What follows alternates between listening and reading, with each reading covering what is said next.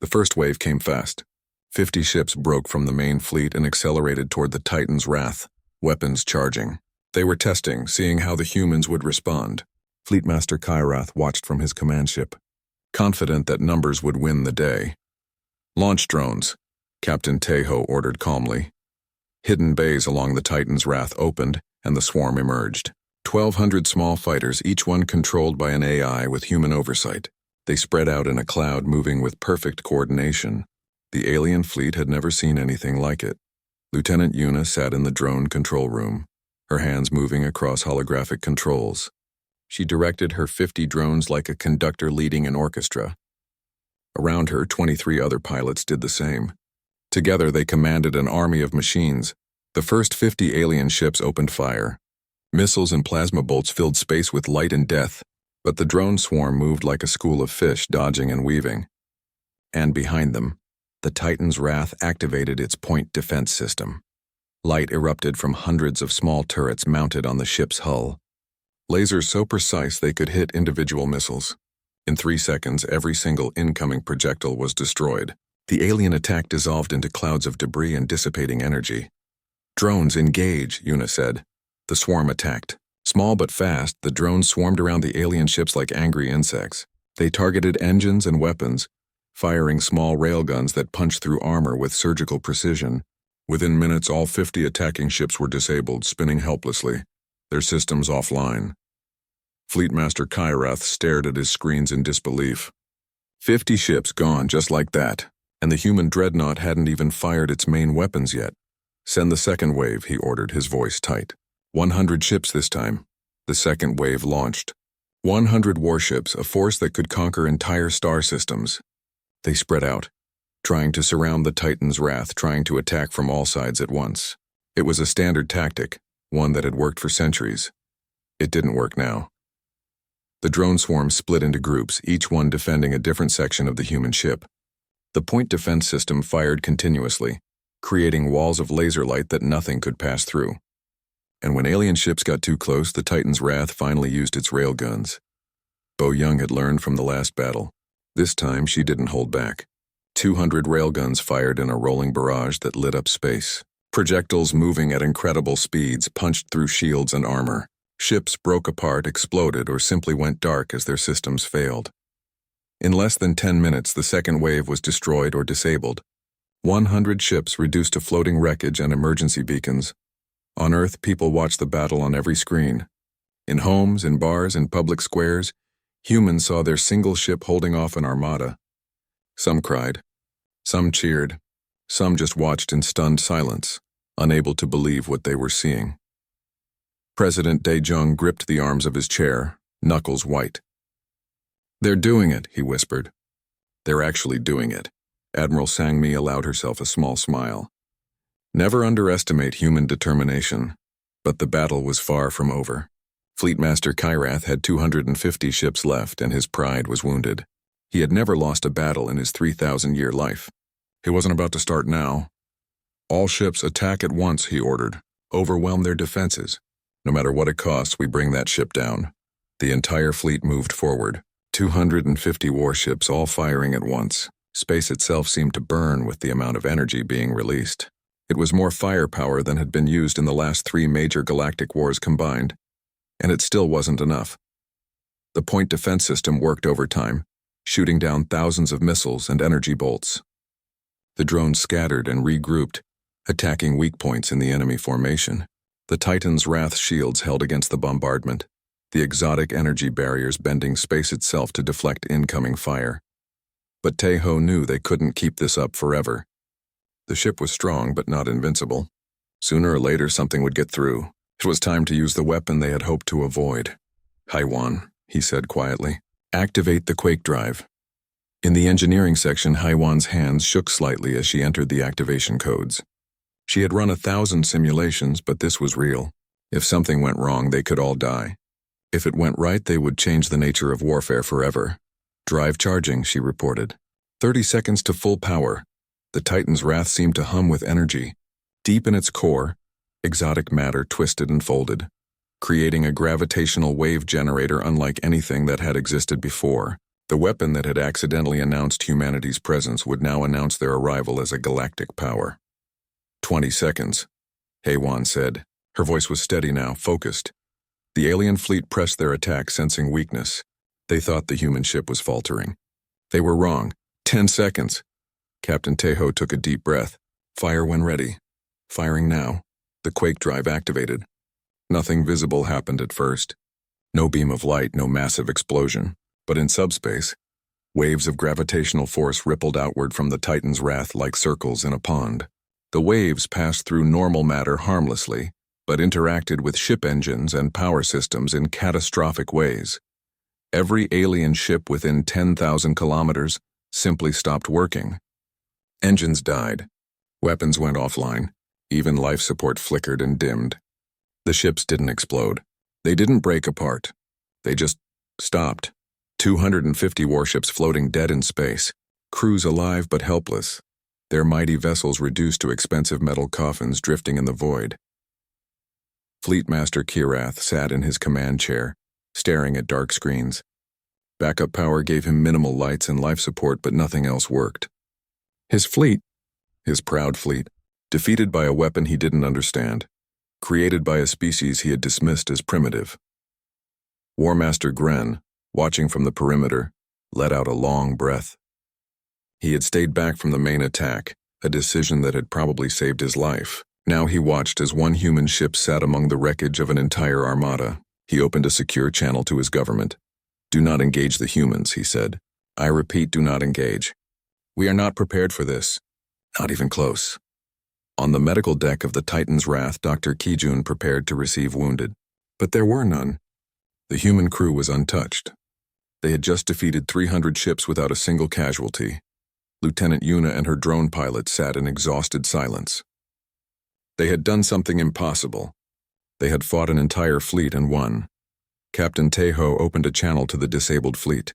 His voice carried to every ship, every crew member, every person listening across the galaxy. "We didn't come here to destroy you," he said. "We came to prove a point. You tried to force us to surrender.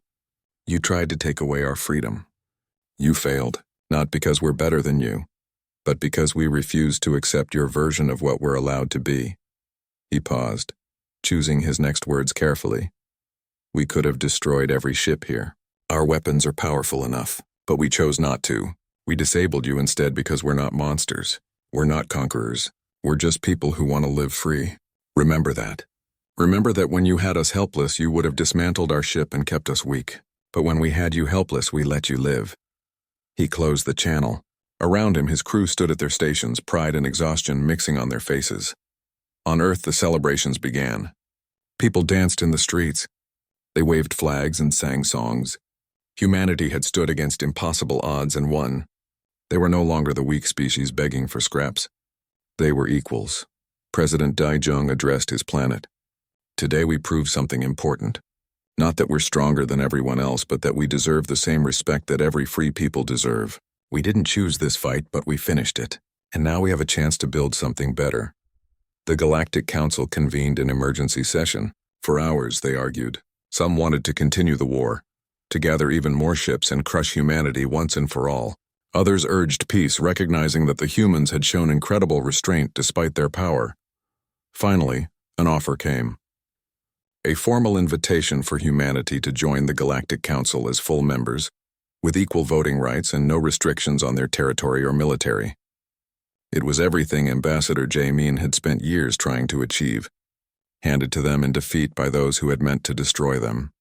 1 year later, the Titan's Wrath patrolled the border regions of known space. But now it wasn't alone.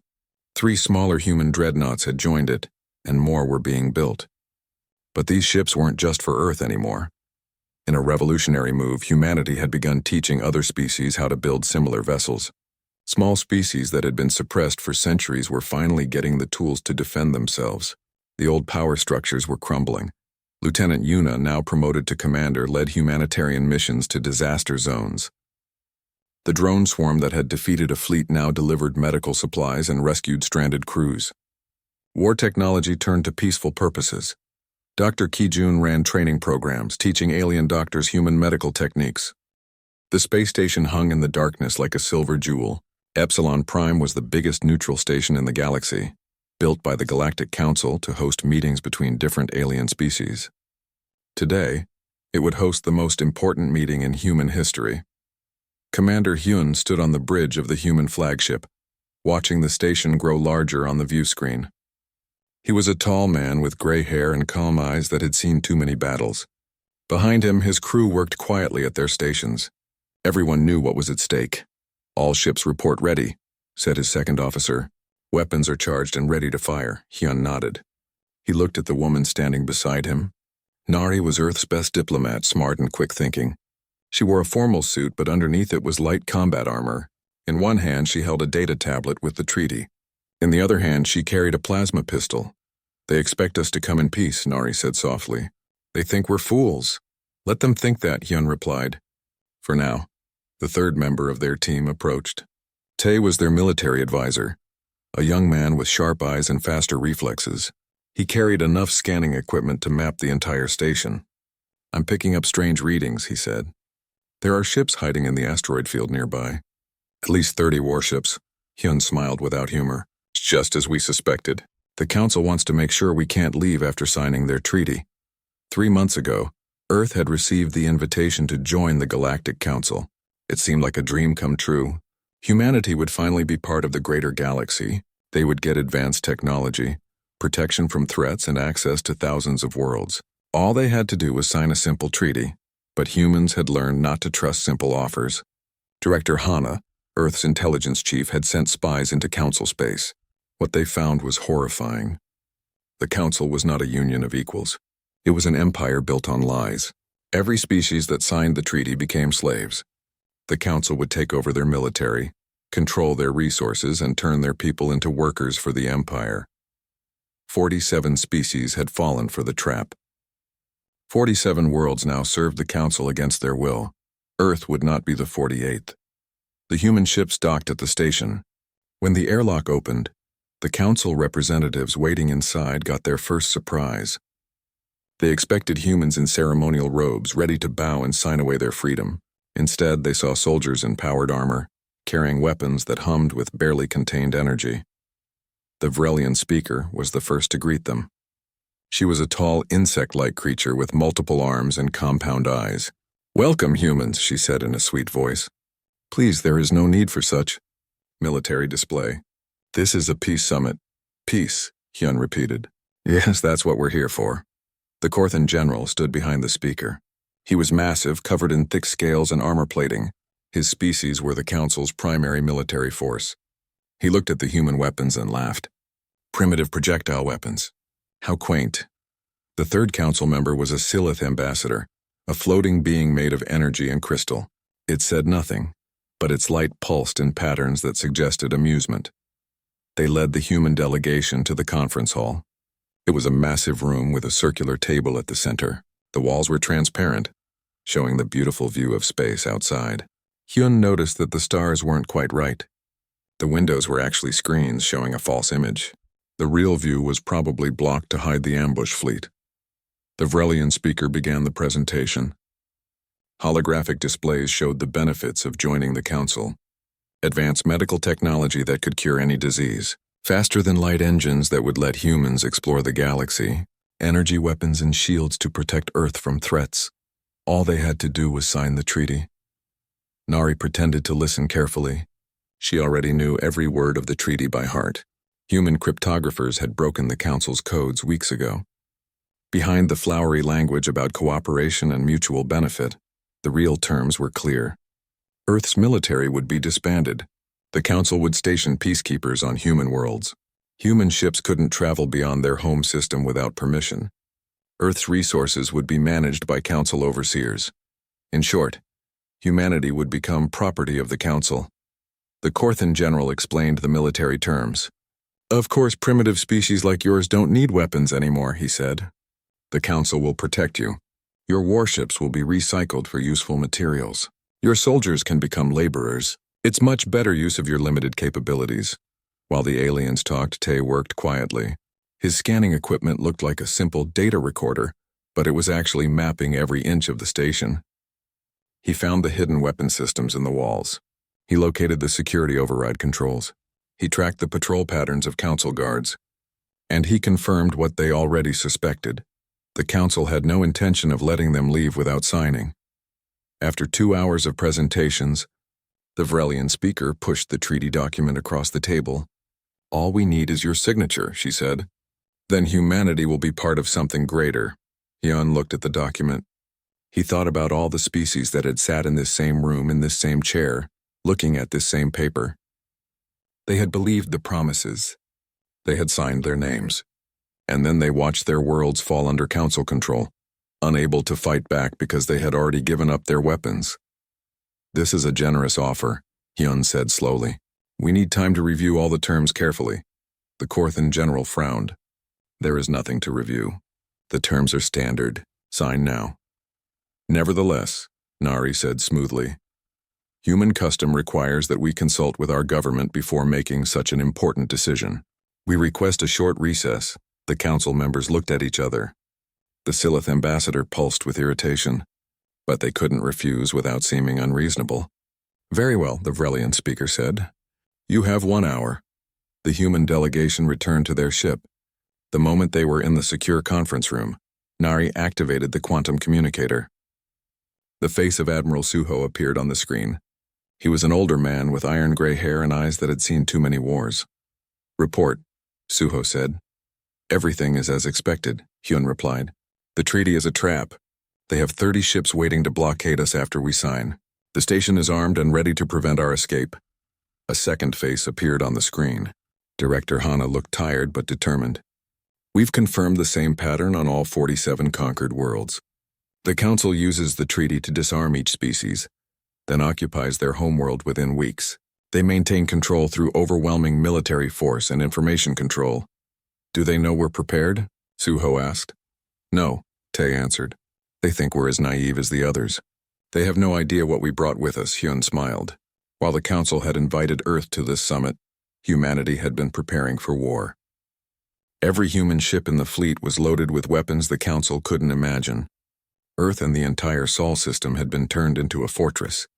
Humans had taken every piece of Council technology they could steal and improved it. The Council thought they were meeting a primitive species. They were about to meet apex predators. "Execute locked door protocol," Suho ordered. Hyun, Nari, and Tai looked at each other. This was it. The moment that would decide humanity's future. They would either win their freedom today or die trying. "Understood," Hyun said. "We're going back in.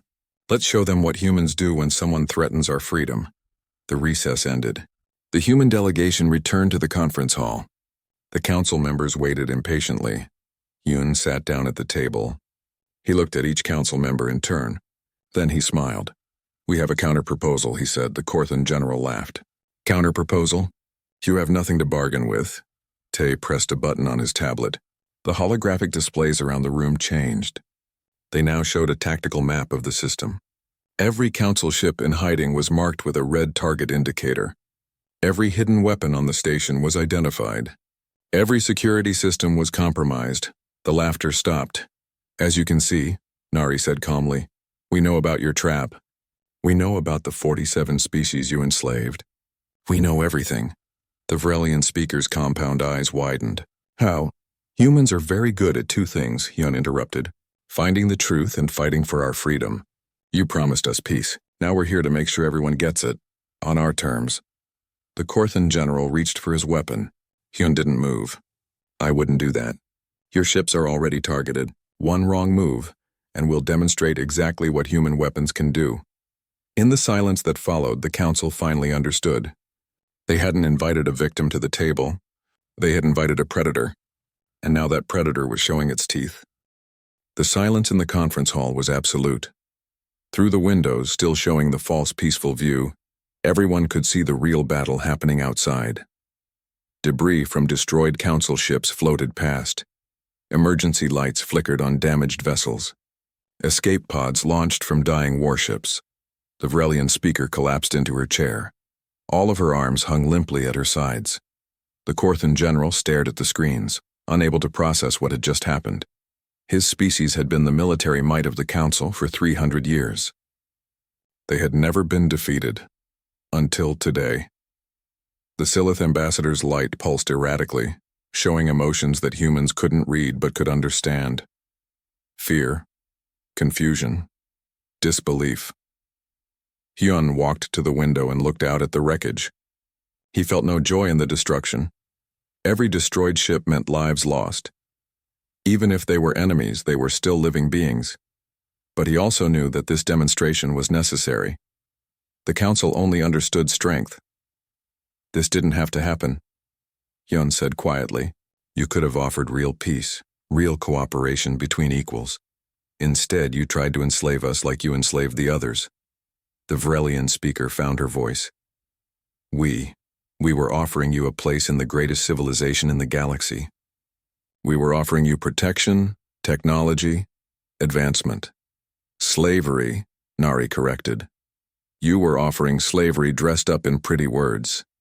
Did you think we wouldn't figure it out? Tay pulled up more data on the holographic displays.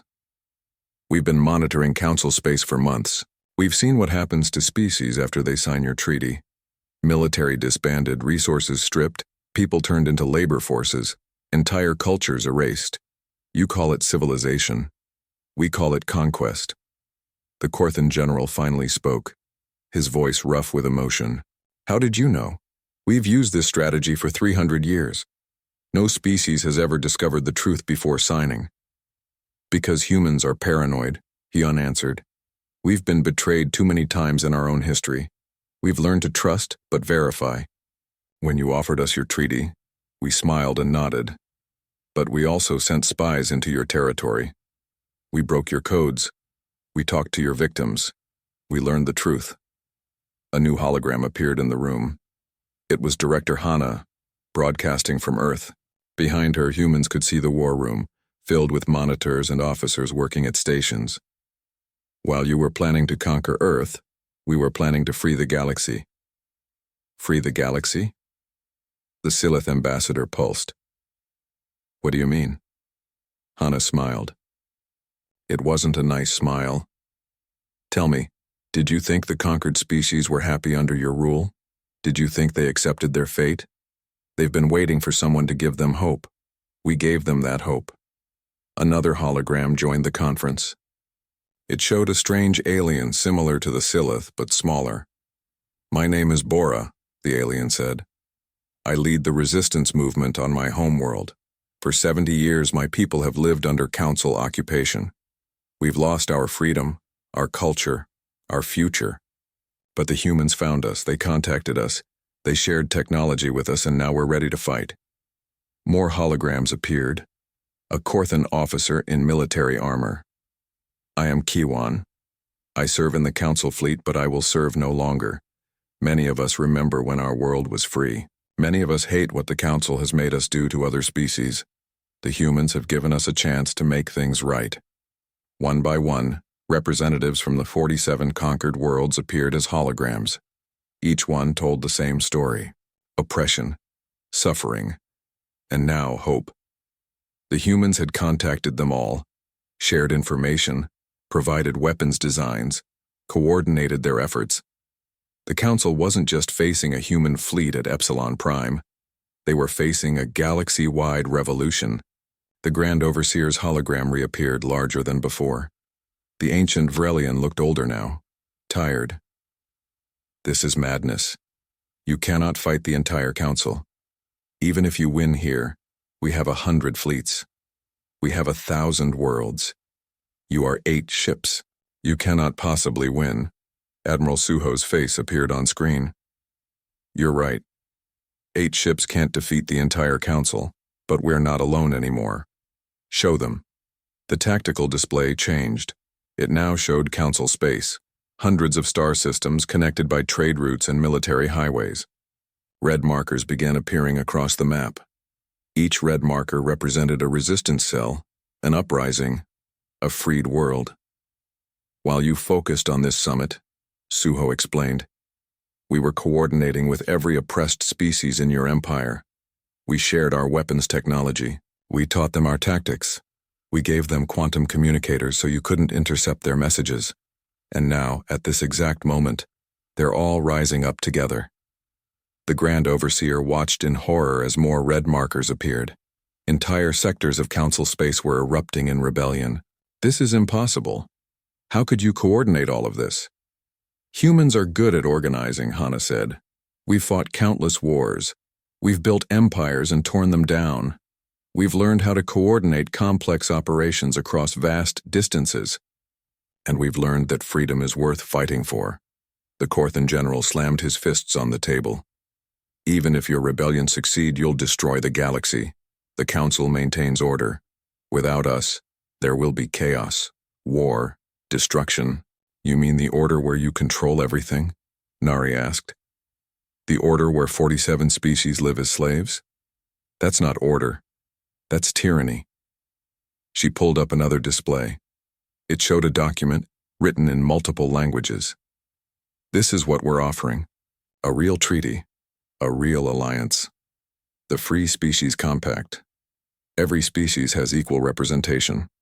No species rules over others. Military forces remain under control of each individual world. Resources are shared through fair trade, not extraction. Disputes are settled through negotiation, not force. The Vrelian speaker read the document carefully. This is what we should have built from the beginning. Yes, Hyun said. But your ancestors chose conquest instead. Now you have to decide. Do you continue fighting and lose everything?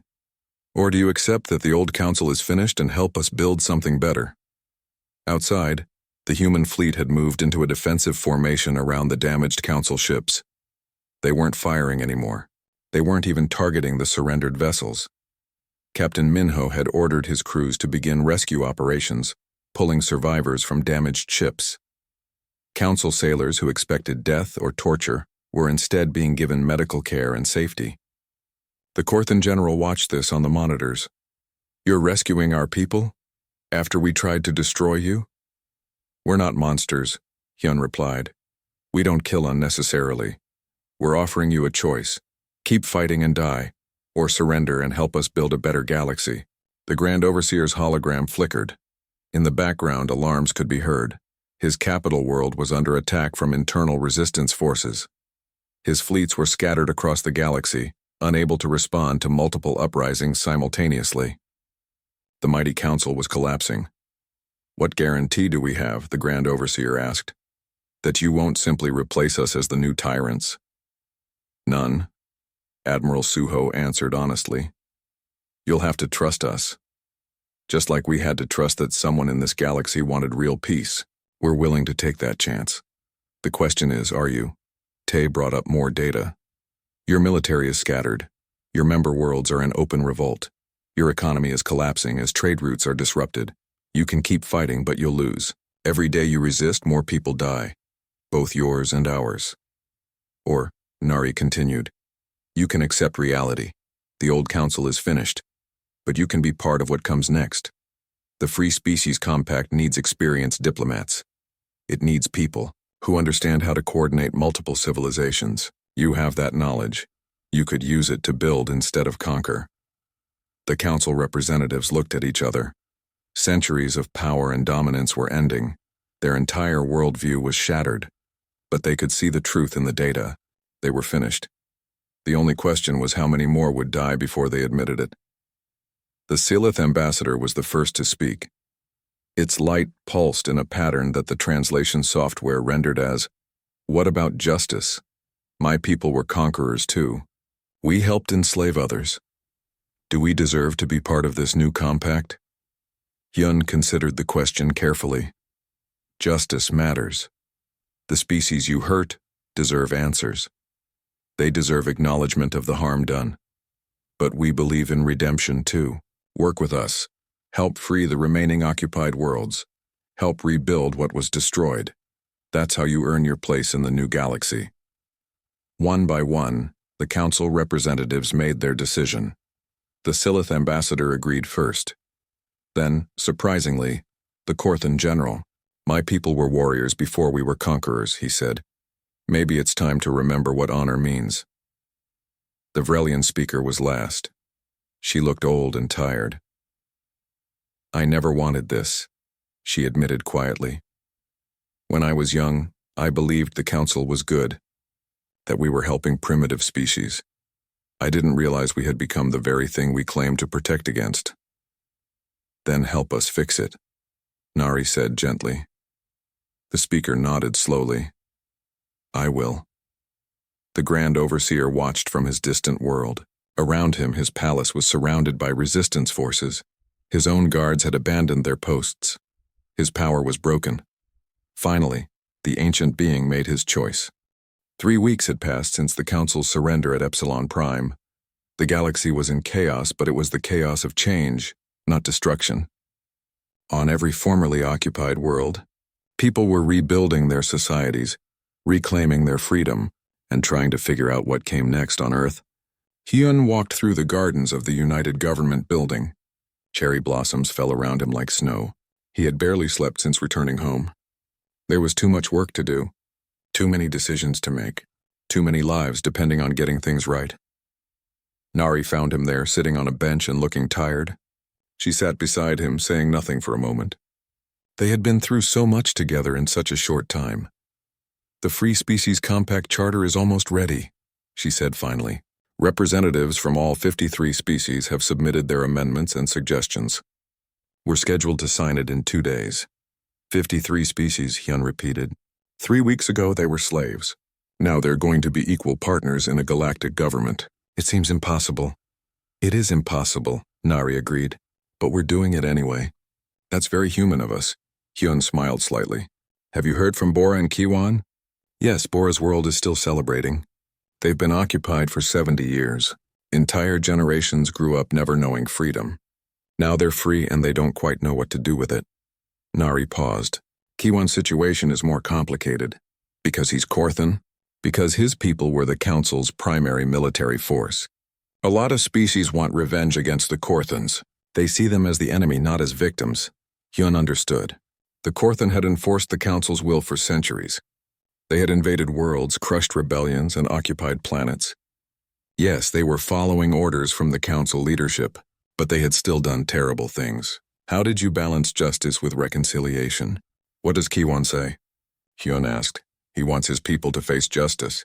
He's proposed that the Korthans volunteer for the hardest reconstruction work, rebuilding what they destroyed, helping the species they hurt. He says it's the only way his people can earn forgiveness. That's wise, Hyun said.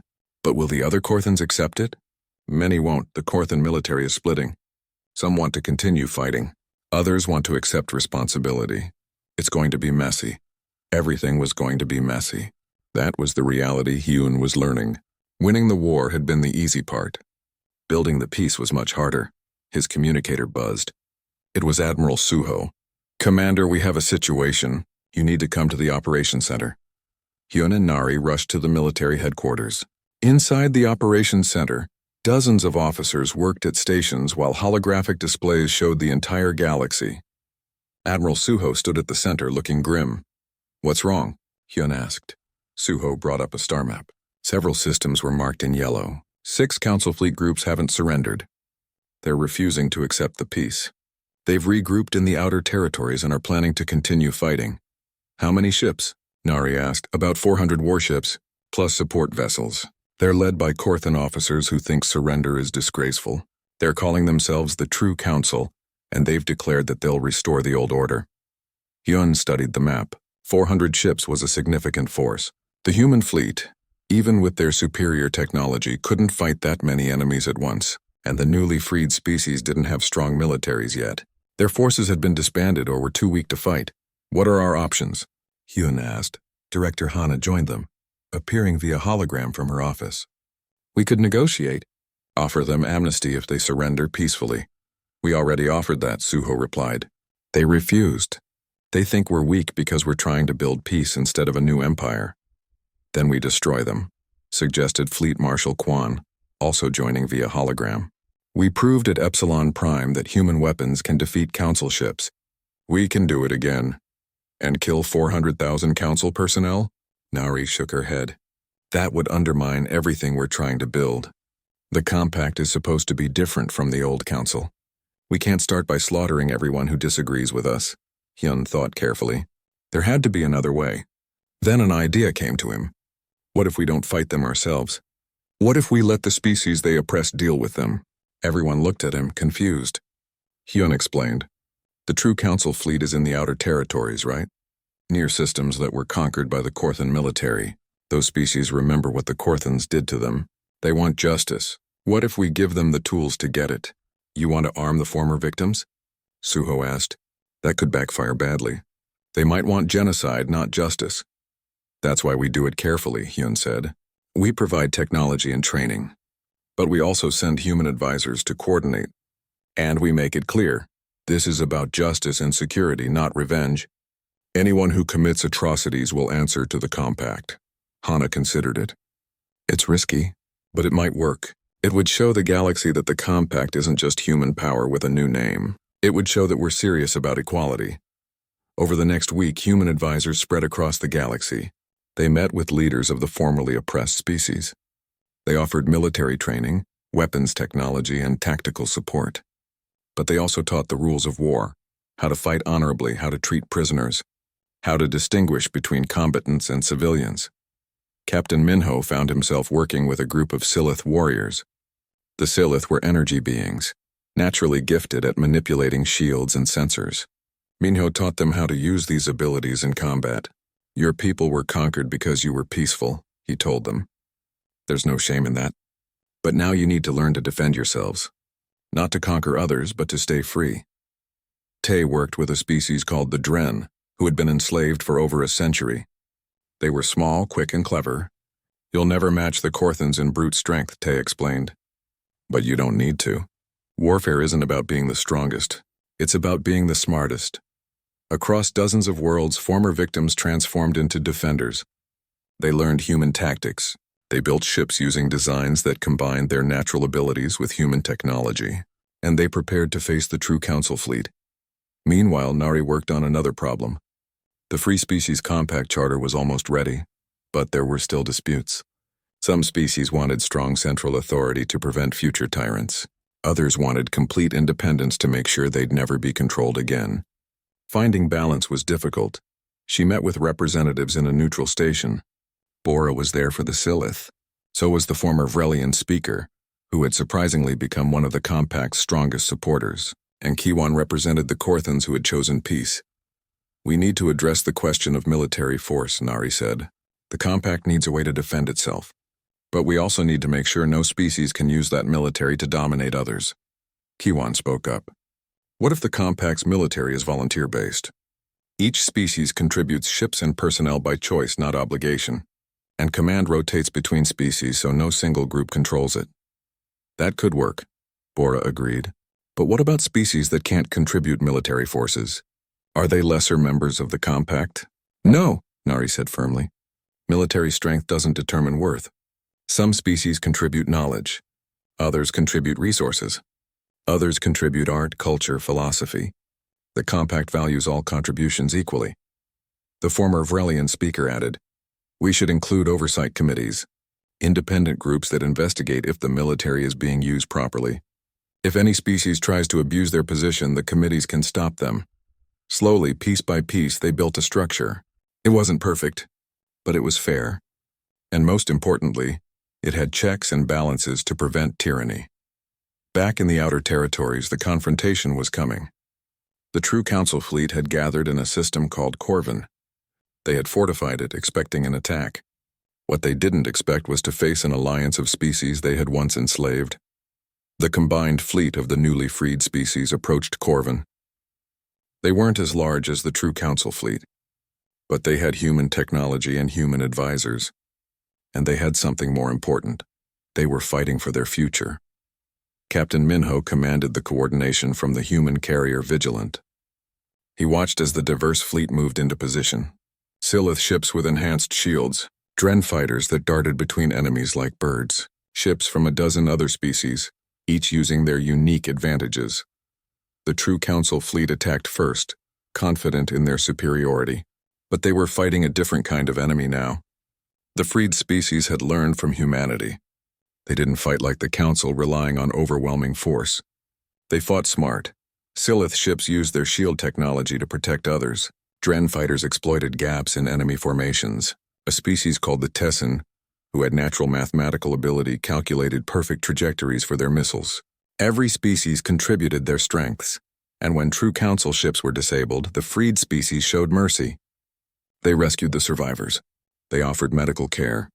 They proved they were better than those who had oppressed them.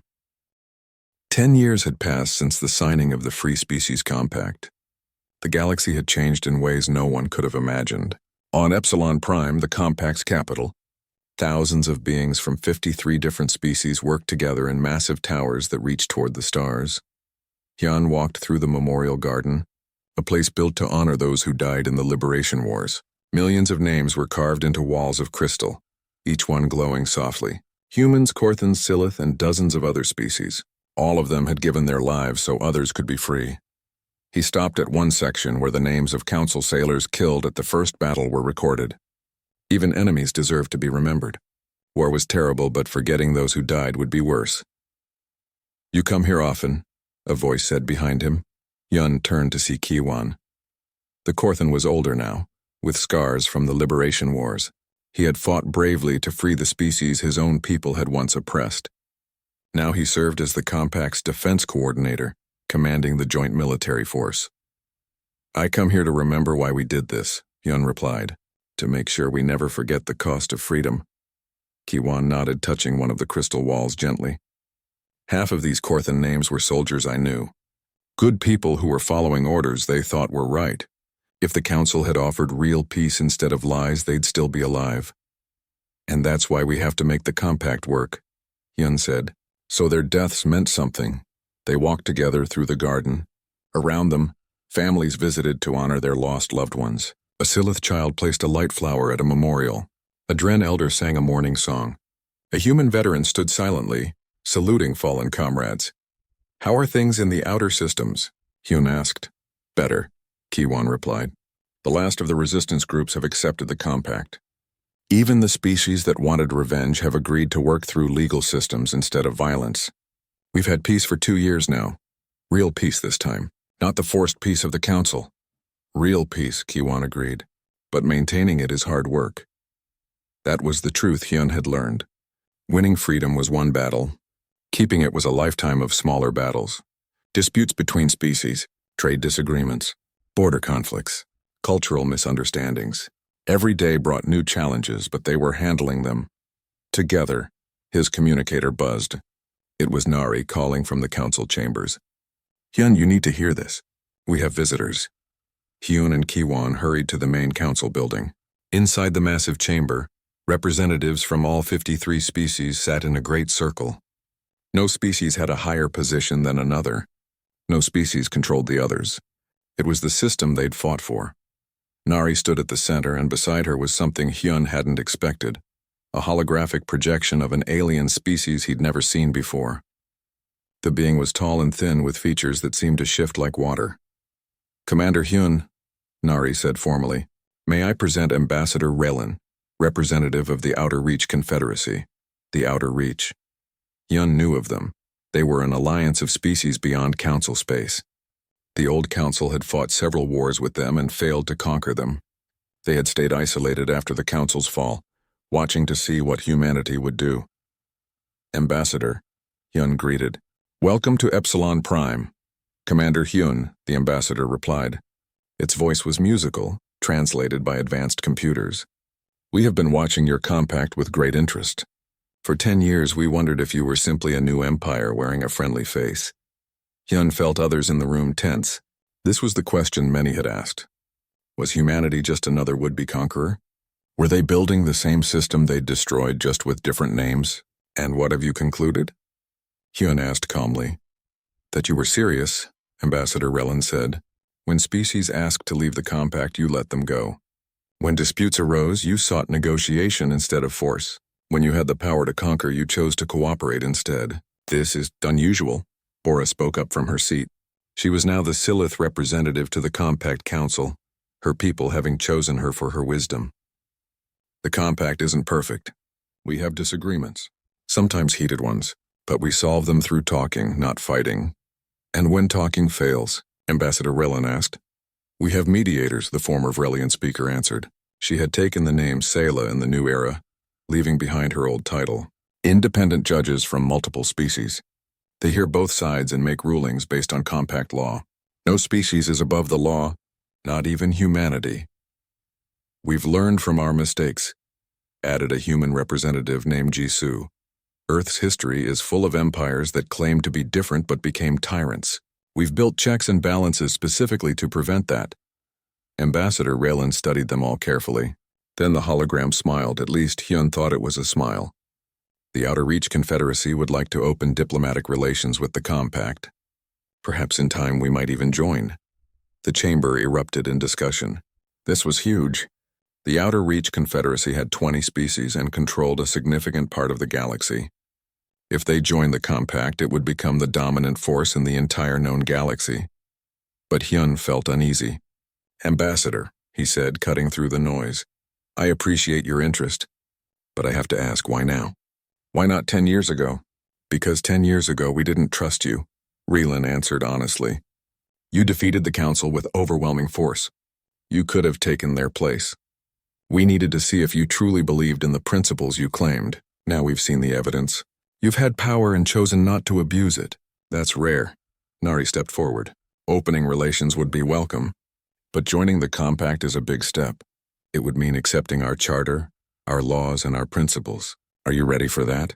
"We would need time to review everything," Ambassador Raylan admitted. "And our member species would need to vote. But yes, we believe we could accept your system. It's better than the alternative." "What alternative?" Kiwon asked. The ambassador's expression became serious. "There are other empires beyond both our territories. Some are worse than the Council ever was. If the free species of this galaxy don't stand together, we'll fall separately." A chill went through the chamber.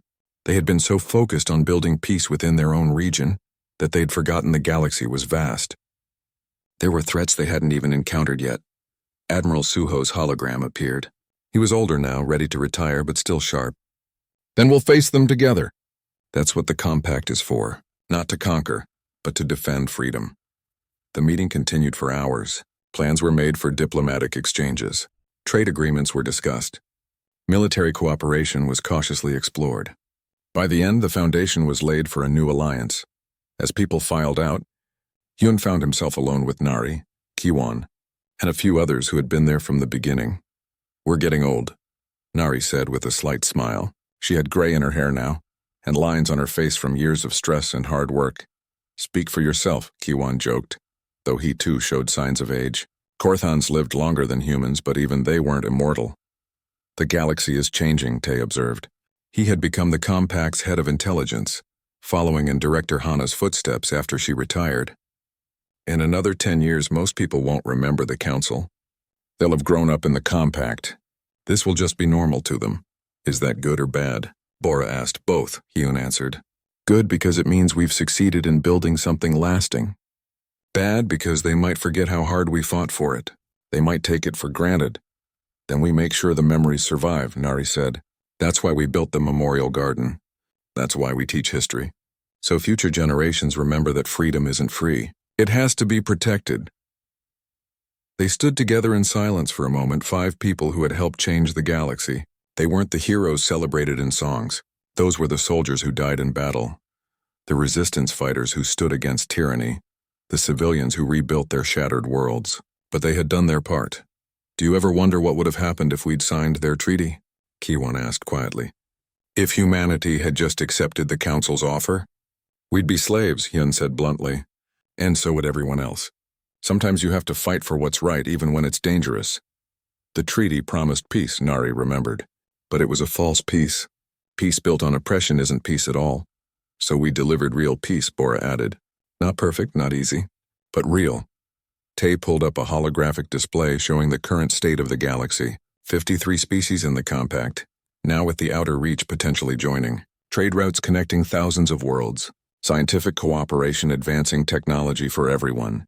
Cultural exchanges spreading art, music, and ideas. Military forces training together to defend against threats. It was messy. It was complicated. Species still argued and disagreed, but they did it as equals, not as masters and slaves. "You know what I find funny?" Kiwon said. "The Council spent 300 years trying to unite the galaxy through force. You humans did it in 10 years by offering freedom. We didn't do it alone, Hyun corrected. Every species contributed. We just lit the spark. A spark that started with you arriving at Epsilon Prime locked and loaded, Nari said with a slight smile.